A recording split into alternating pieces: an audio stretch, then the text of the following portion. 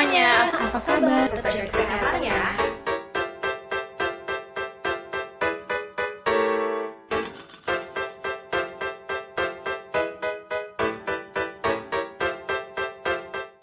Pada video kali ini, aku akan mengajak teman-teman semua untuk membicarakan tentang pajak penghasilan. Ngomongin tentang pajak penghasilan, pasti langsung ingat dong sama jenis-jenis pajak penghasilan, seperti PPh pasal 21, pasal 22, pasal 23, pasal 24, pasal 25, pasal 26, pasal 28A, pasal 29, dan PPh final pasal 4 ayat 2.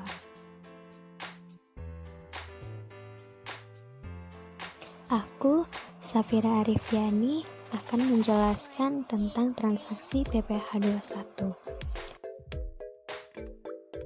Maka, transaksi ini terutang PPh 21 ya, dan objek pajak berupa penghasilan dalam bentuk honor yang diterima oleh Bapak Zaki Saputra. DPP penghasilan kena pajaknya yaitu PPh 21 tenaga ahli bukan pegawai sebesar 50% dari penghasilan brutonya atau 50% dari 40 juta yaitu 20 juta dan tarif pajak sesuai dengan pasal 17 yaitu 5%, sehingga PPh 21 terutang sebesar 1 juta didapat dari 5% dikali 20 juta. PPh 21 dipotong oleh pemberi kerja, yaitu PT Surya Kencana. Karena PT Surya Kencana sebagai pemotong, maka akan dicatat sebagai utang pajak PPh 21. Sehingga pencatatan jurnal transaksinya sebagai berikut. Sehingga kas yang dibayarkan perusahaan kepada Bapak Zaki adalah sebesar honor setelah dipotong pajaknya ya, yaitu 39 juta. Dan perlu diingat bahwa PT Surya Kencana perlu menyetorkan ke kas negara. Maka tanggal 10 April 2019, PT Surya Kencana menyetorkan pajak ke kas negara dan mencatat jurnal sebagai berikut. Perkenalkan, saya Caroline Srejeki Sukma akan menjelaskan transaksi PPh potong pungut pasal 22 pada kasus PT Surya Kencana. Yuk kita simak baik-baik. Nah, atas transaksi ini, PT Surya Kencana terutang PPh pasal 22 dengan objek pajaknya pembelian oleh bendahara pemerintah. Nah, untuk mencari DPP, kita cukup menggunakan harga pembelian. Apa itu DPP? DPP adalah dasar pengenaan pajak. Nah, di sini harga pembelian diketahui 3 miliar rupiah. Untuk mencari PPh pasal 22, kita cukup menggunakan tarif PPh badan sebesar 1,5% dikali dengan DPP sebesar 3 miliar rupiah, menghasilkan 45 juta rupiah. Pada kasus ini, PPh pasal 22 dipungut oleh pembeli. Maka, PT Surya Kencana akan menerima dana dari Bendahara Daerah Kota Jakarta sebesar 2.955 juta rupiah. Angka tersebut didapat dari DPP dikurang dengan PPh pasal 22. Nah, untuk pencatatan jurnalnya, pada saat menjual kertas tanggal 5 Juni 2019, piutang usaha berada di debit sebesar 3 miliar rupiah. Penjualan berada di kredit sebesar 3 miliar rupiah. Untuk harga pokok penjualan diketahui pada soal sebesar 500 juta rupiah berada di debit. Untuk persediaan berada di kredit sebesar 500 juta rupiah. Nah, pada tanggal 5 Juni 2019 belum ada pencatatan pajak terutang karena PPh pasal 22 terutang baru akan dicatat pada saat terutangnya, yaitu pada saat pembayaran tanggal 6 Juni 2019. Nah, pada saat pembayaran oleh bendahara tanggal 6 Juni 2019, kas atau bank bertambah berada di debit sebesar 2.955 juta rupiah. Dan PPh pasal 22 dibayar di muka sebesar 45 juta rupiah. Untuk di kredit, terdapat piutang usaha sebesar 3 miliar rupiah.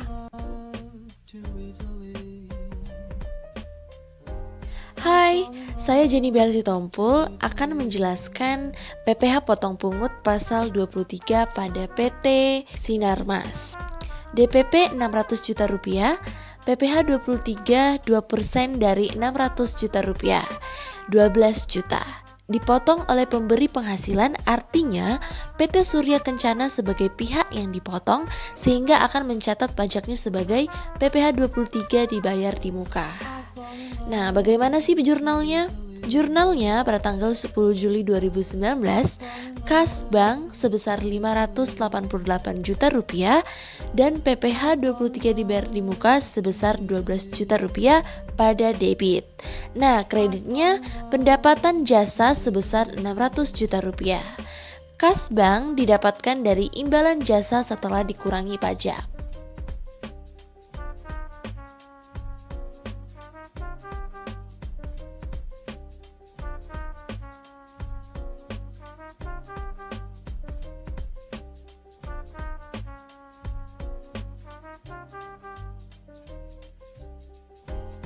Perkenalkan, saya Marina Syanipar akan menjelaskan transaksi PPh potong pungut pasal 4 ayat yang kedua pada kasus PT Surya Kencana. Berikut adalah soalnya.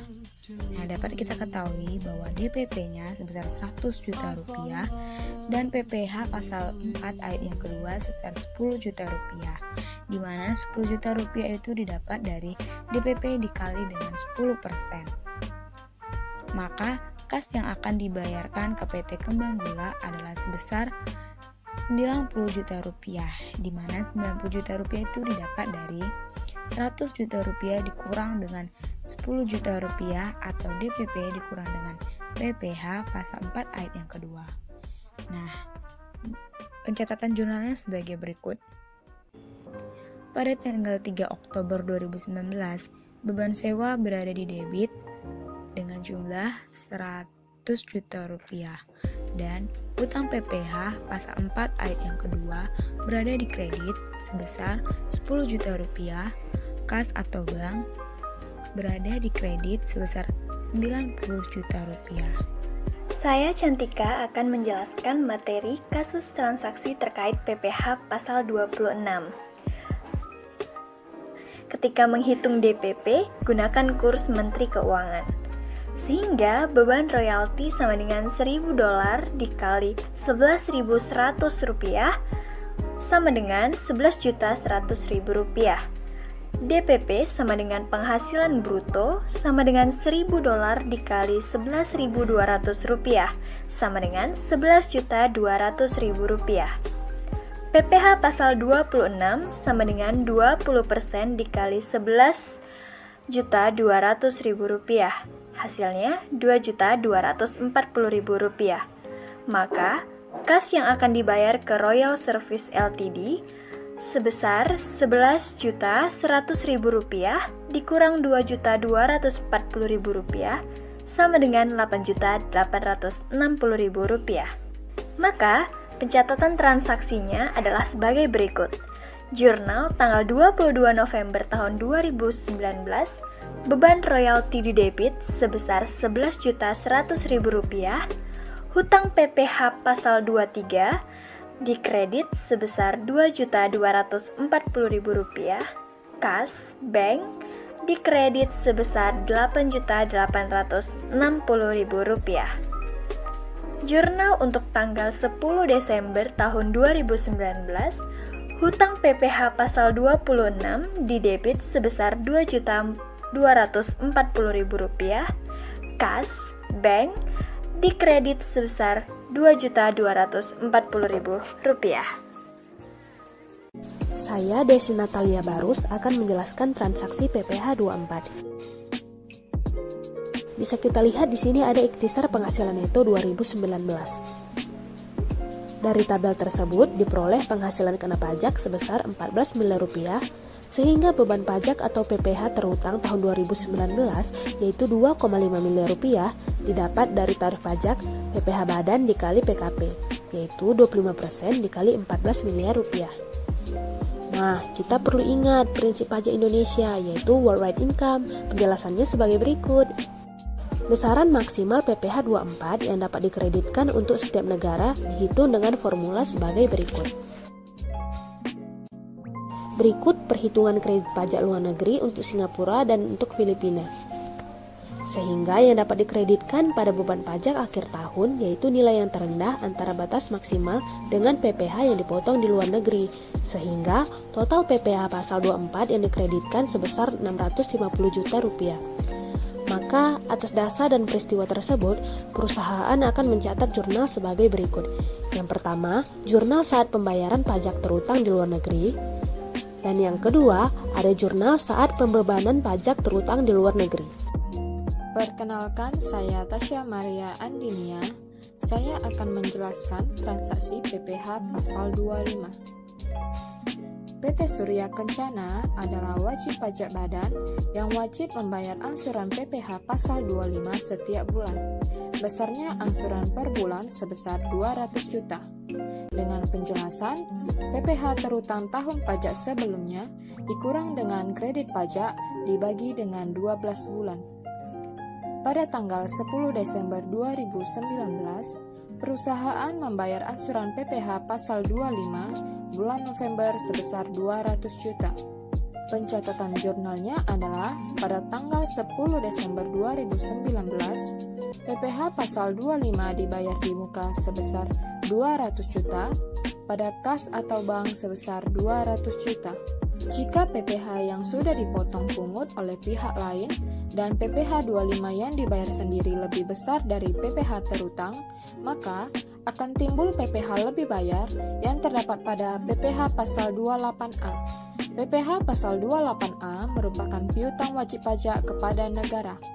Sebaliknya, jika PPh terutang lebih besar dari PPh yang sudah dipotong pungut oleh pihak lain dan PPh pasal 25 yang dibayar sendiri, maka timbul PPh kurang bayar yang terdapat pada PPh pasal 29.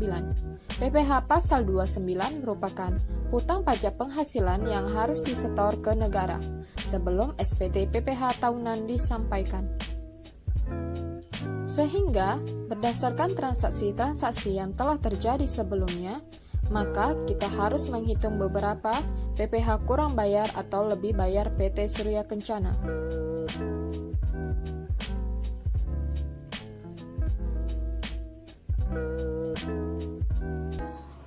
Nah, saya Siti Nurhaliza akan melanjutkan penjelasan dari materi sebelumnya.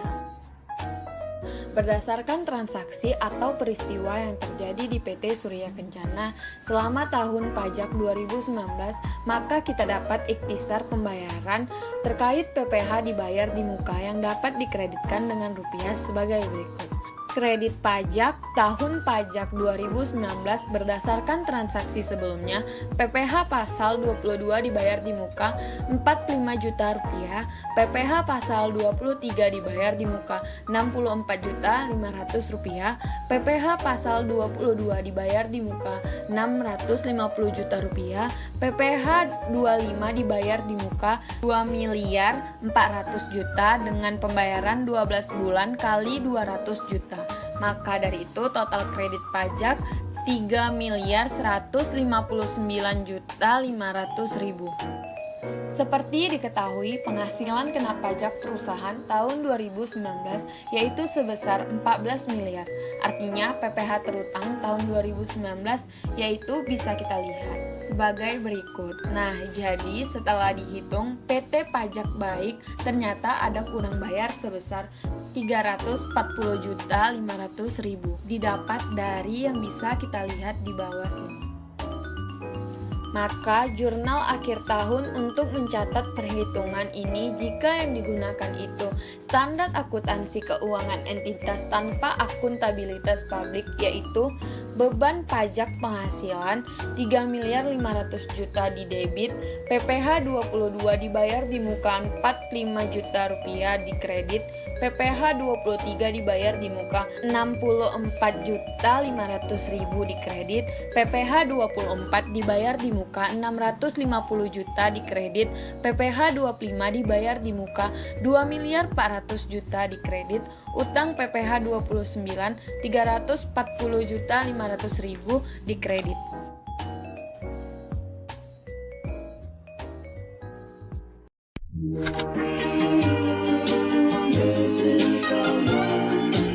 Halo Halo semuanya, dalam kesempatan kali ini aku Safira Arifiani akan menjelaskan mengenai studi kasus akuntansi pertambahan nilai pada PT Sinar Jaya.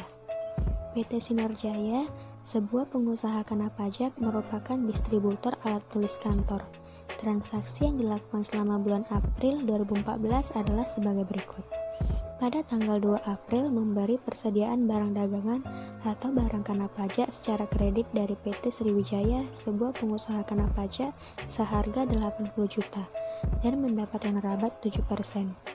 Sehingga potongan pembeliannya adalah 7% dikali 80 juta menghasilkan Rp5.600.000.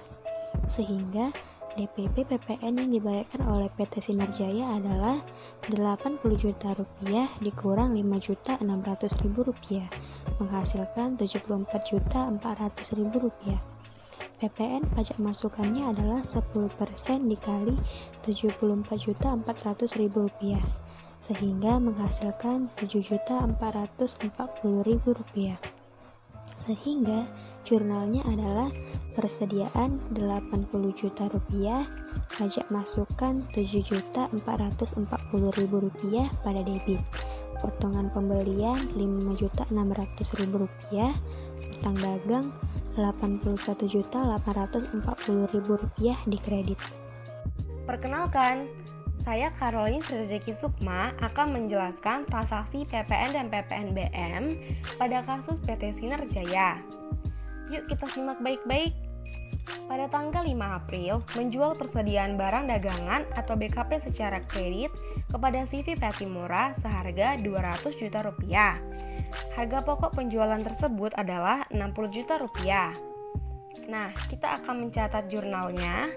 Yang pertama, kita akan mencatat akun piutang dagang di debit sebesar Rp220 juta. Lalu, akun pajak keluaran di kredit sebesar Rp20 juta dan akun penjualan di kredit sebesar Rp200 juta. Dari manakah angka-angka tersebut didapat? Kita bahas satu persatu ya. Untuk angka dari akun penjualan, kita dapat dari soal sebesar Rp200 juta. Untuk angka dari akun pajak keluaran, kita dapat dari 10% angka akun penjualan atau 10% dari Rp200 juta sebesar Rp20 juta.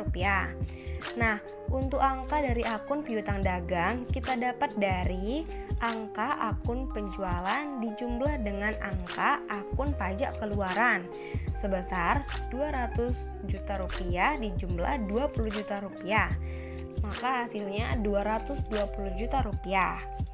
Lalu kita jangan lupa untuk mencatat akun harga pokok penjualan di debit sebesar Rp60 juta dan akun persediaan di kredit sebesar Rp60 juta. Angka dari akun harga pokok penjualan dan akun persediaan didapat dari soal, masing-masing Rp60 juta.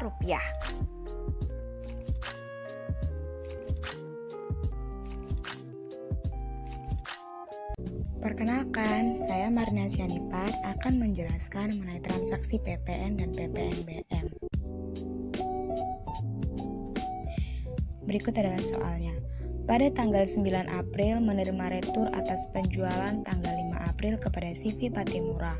Harga pokok penjualan yang diretur adalah sebesar Rp10 juta. Berikut adalah jurnal retur penjualannya.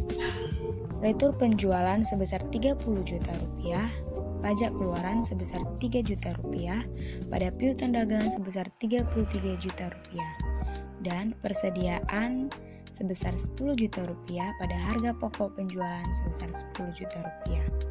Soal selanjutnya yaitu pada tanggal 10 April menerima pembayaran dari CV Patimura atas penjualan persediaan tanggal 5 April dan membayar sewa gedung untuk 3 tahun kepada PT Sukma sebesar Rp100 juta sebelum PPN. Berikut adalah jurnal penerimaan pembayarannya.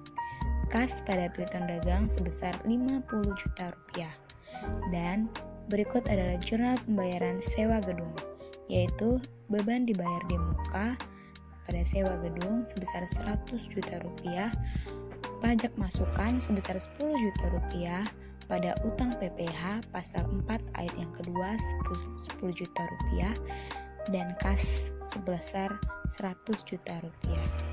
Perkenalkan, saya Siti Nurhaliza akan menjelaskan kasus Jurnal Akuntansi PPN dan PPNBM nomor 7. Pada tanggal 11 April, menyewa 1 unit genset dari CV Hakuna Matata PKP untuk 1 bulan dengan sewa sebesar 4 juta rupiah dibayar tunai. Jurnal pembayaran sewa genset yaitu beban sewa genset 4 juta rupiah, pajak masukan 400.000 pada utang PPH pasal 23 80.000, kas atau bank 4.320.000.